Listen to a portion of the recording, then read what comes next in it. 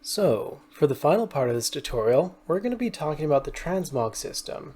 Essentially, being able to turn your own character into other characters around the world, other NPCs, for example. So to do this, let's start by finding ourselves a humanoid character to start testing this system with, which the Lumberjack Guide looks like a very appropriate character. He's got a bunch of equipment we can't access. So first off, let's go to our Creators Kit config menu and make sure that our enabled transmogrification is ticked on.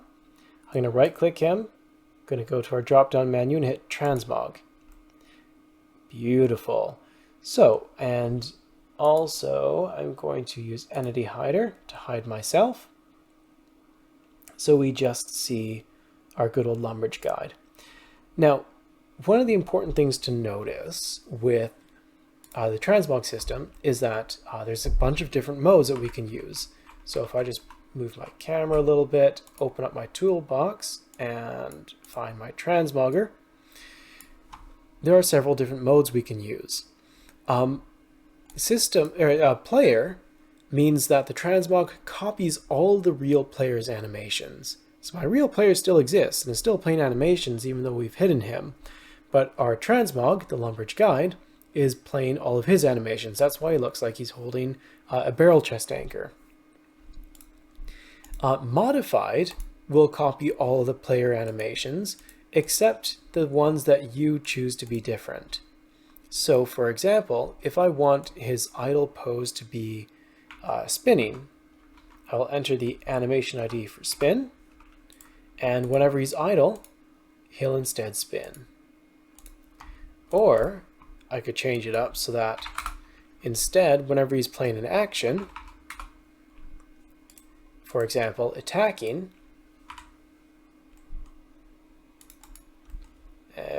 this rat, he plays the dance emote.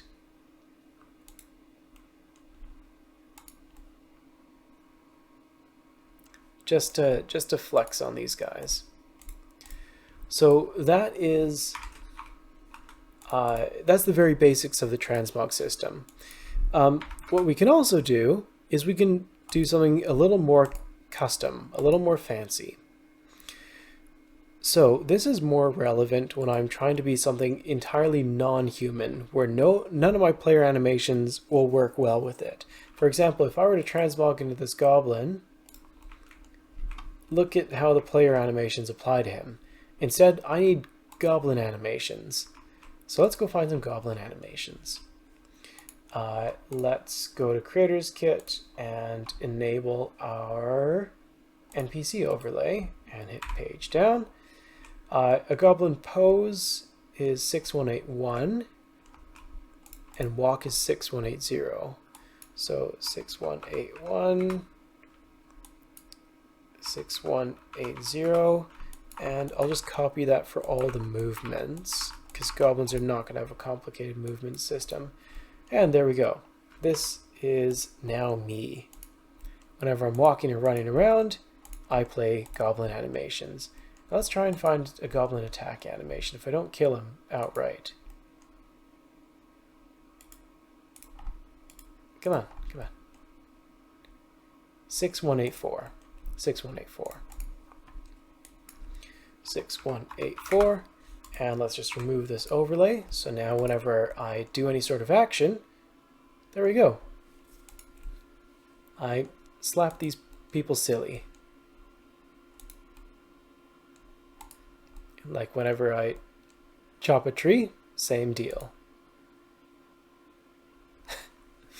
Pretty fantastic. You can also do very specific swaps. So for example, I can't even identify myself anymore in this crowd. There's too many of us.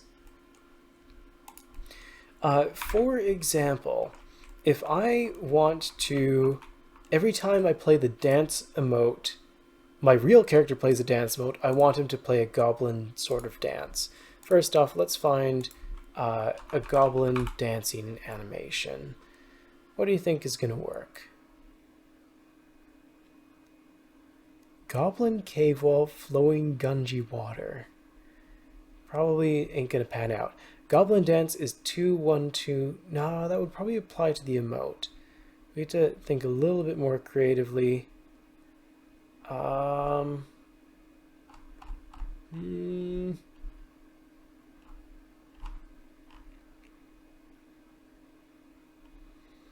don't trust most of these. Let's test something.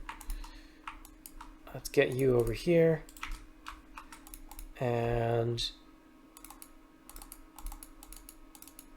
try these animations. None of them. Ah, there we go. That's something. It's something. Here, there we go. So, yeah, let's work with that. So, if I want to say, every time I play, my real character plays a tree chopping animation, which is going to be 2846. 2846. I want my character, my goblin character, to play that spell casting animation. So we're going to go into our transmogger and we're going to add an additional swap.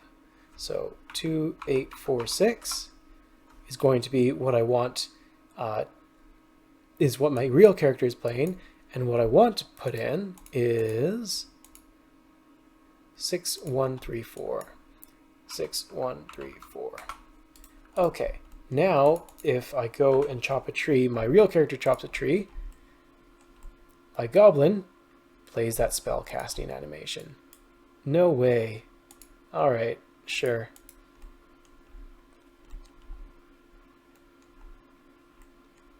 Beautiful.